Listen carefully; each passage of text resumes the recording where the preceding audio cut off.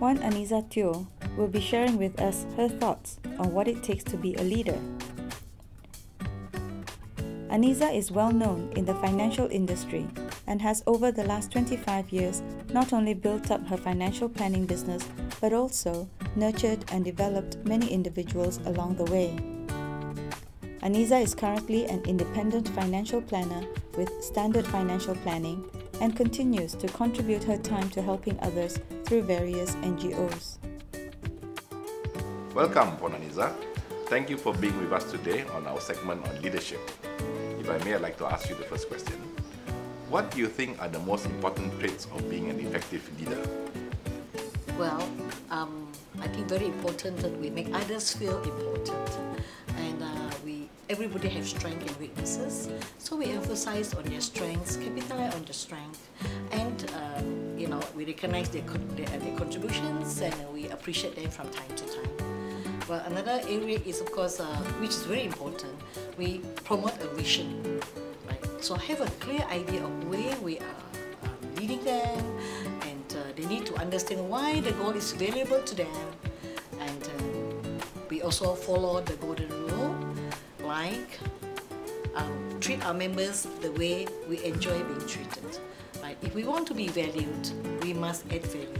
Right? And always the 3 C's are be courteous, concerned, considerate. And of course, admit mistakes. One of the signs of a great leader is when someone isn't afraid of admitting their mistakes. Be real, be open, be honest. We all make mistakes. Right? We are only human. Right? We all fall short sometimes. It's natural. Admitting mistakes isn't a sign of weaknesses or incompetence at all. Right? Unless we find ourselves admitting the same mistake or making the same mistake over and over again. Right? In fact, admit mistakes is a sign of humility, strength, at the same time building trust. Of course, there's one area which is easier said than done. Right? PIP, praise in public and criticize in private. Right? And we should not miss this opportunity to catch someone doing something right and let them know that it's appreciated. And we should also follow up with the person when they have done something not so right. Criticize in public can cause bad feelings and defensiveness.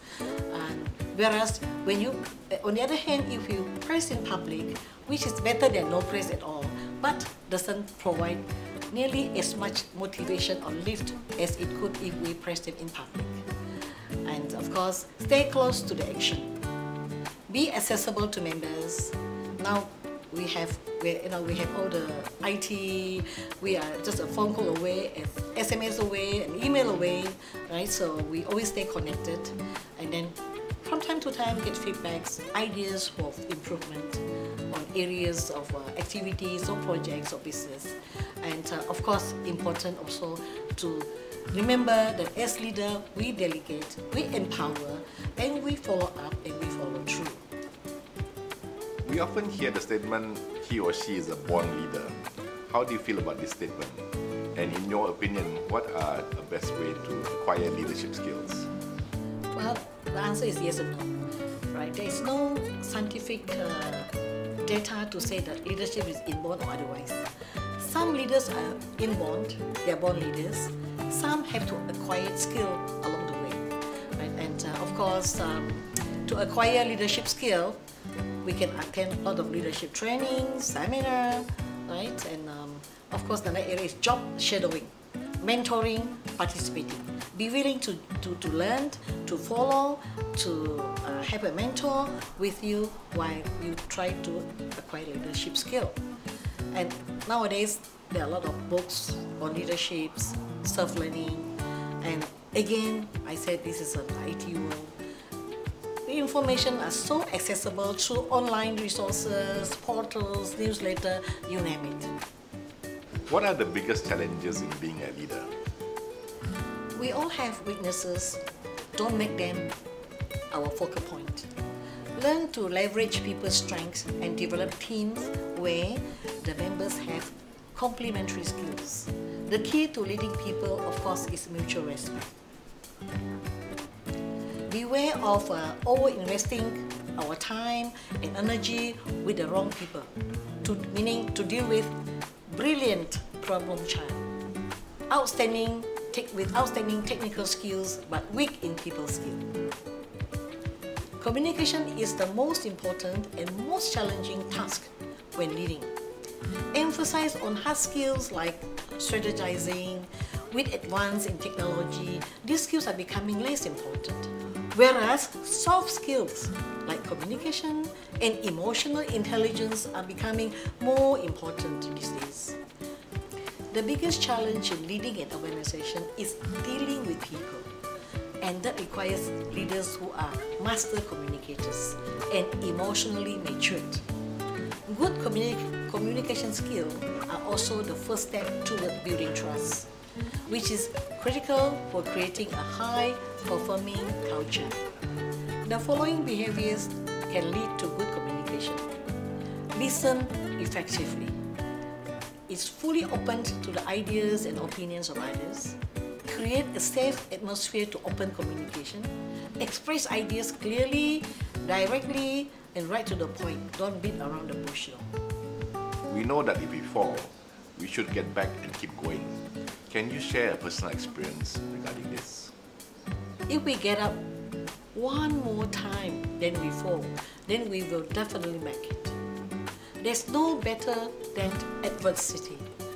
Every defeat, every heartbreak, every loss contains its own seed, its own lesson on how to improve our performance the next time. Hard times show up in our lives from time to time, usually uninvited, unannounced, and undesired.